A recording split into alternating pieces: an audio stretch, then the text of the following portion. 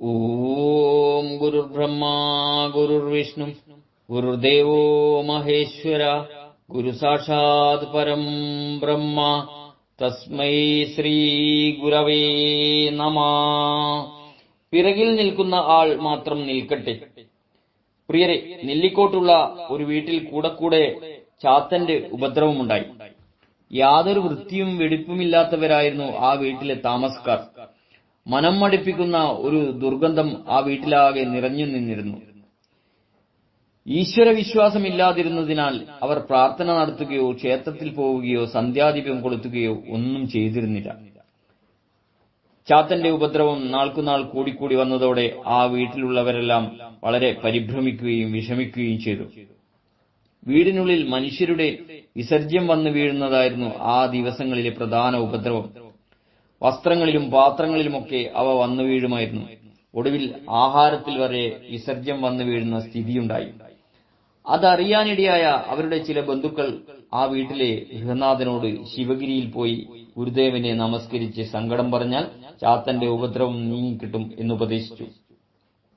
മറ്റ് യാതൊരു പരിഹാരമാർഗവും തെളിഞ്ഞു കിട്ടാതെയായപ്പോൾ കടുത്ത നാസ്തികനായിരുന്ന ആ ഗൃഹസ്ഥൻ ഒരു ദിവസം ശിവഗിരിയിലെത്തി.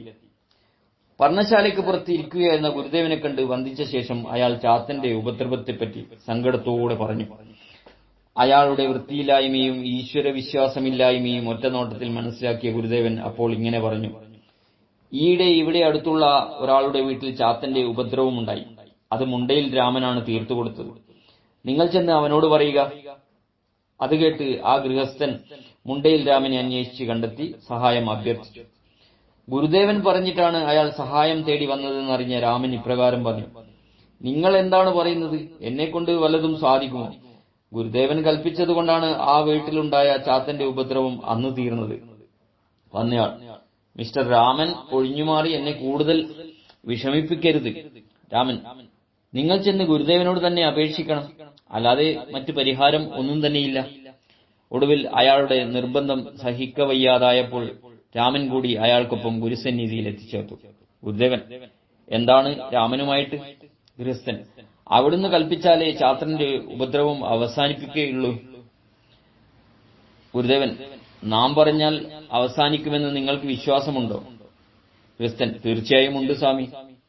ഗുരുദേവൻ: മനുഷ്യന് വൃത്തിയും വിശ്വാസവും ഉണ്ടാകണം. നിങ്ങൾ പോയി വീടും മുഴുവനും വൃത്തിയാക്കി ശുദ്ധിപ്പെടുത്തണം. ശേഷം വീട്ടിലുള്ളവരെല്ലാം അടിച്ചു നനച്ചു കുളിക്കണം. എന്നിട്ട് അലക്കിയെടുത്ത വസ്ത്രങ്ങൾ ധരിച്ച് ഒരു ദിവസം ശിവഗിരിയിൽ വരണം. അയാൾ ഉടൻ മടങ്ങിയെത്തി വീടാകെ തൂത്തും തുടച്ചും ശുദ്ധിപ്പെടുത്തി അടുത്ത ദിവസം വീട്ടിലെ എല്ലാവരും കുളിച്ച് ശുദ്ധരായി അലക്കിയെടുത്ത വസ്ത്രം ധരിച്ച് ശിവഗിരിയിൽ ചെന്നു. ഗുരുദേവൻ അന്ന് വൈകിട്ടാണ് ശിവഗിരിയിൽ എത്തിച്ചേർന്നിരുന്നത്. അതിനാൽ അത്രയും നേരം അവർ ആദ്യമായി പ്രാർത്ഥനയിൽ മുഴുകി ശിവഗിരിയിൽ തന്നെ ചെലവഴിച്ചു. അതിനിടയിൽ ഉച്ചയ്ക്ക് മഠത്തിൽ നിന്ന് തന്നെ ഭക്ഷണവും കഴിക്കാൻ അവസരമുണ്ടായി. വൈകിട്ട് ഗുരുദേവനെ കണ്ട് എല്ലാവരും നമസ്കരിച്ചു.